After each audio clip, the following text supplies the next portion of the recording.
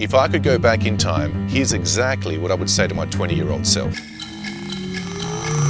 The first thing is about choosing ingredients over calories. In my 20s, it was all about the calories in, calories out. It was all about the 5 to 6 meals a day, about the proteins and the calories. But where those calories came from were not important. That's what I had in my 20s. However, as I got older, I started understanding that food is not just energy. It's not just calories. It's information to your DNA. And what you eat today, you become tomorrow. So the first advice I would give is to focus on ingredients over just calories. Eating whole, unprocessed foods, either coming from an animal or from the ground or wherever you choose, in their solitary state, single ingredient foods. That's the first tip.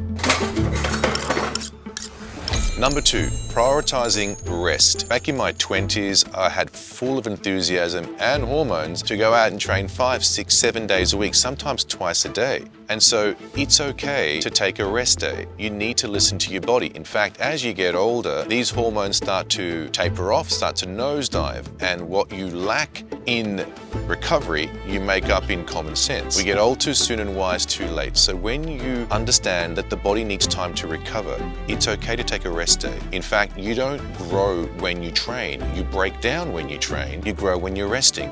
So my 6 days a week became 5 days a week, and those 5 became 4 and eventually 3 days a week. Intensity is what builds muscle. Not how often you go, not how long you go, not how many sets you do. Intensity of effort. And intensity is recovery dependent. So get your rest. It's important. Okay.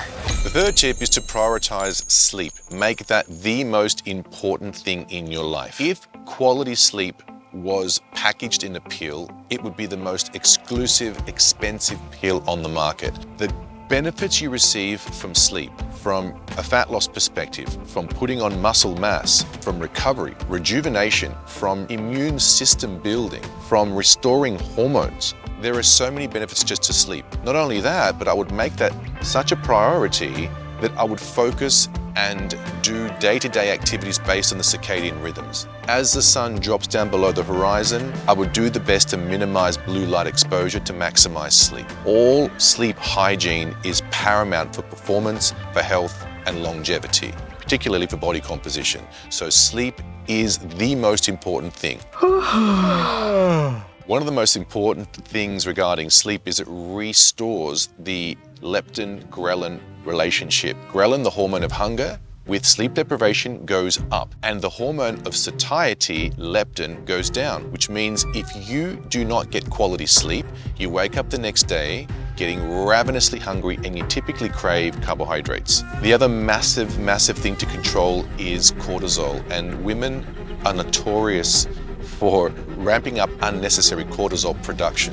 They're stressed at home, they're stressed in the workforce, they're stressed being a parent, being a wife, being a mother, they're stressed all the time.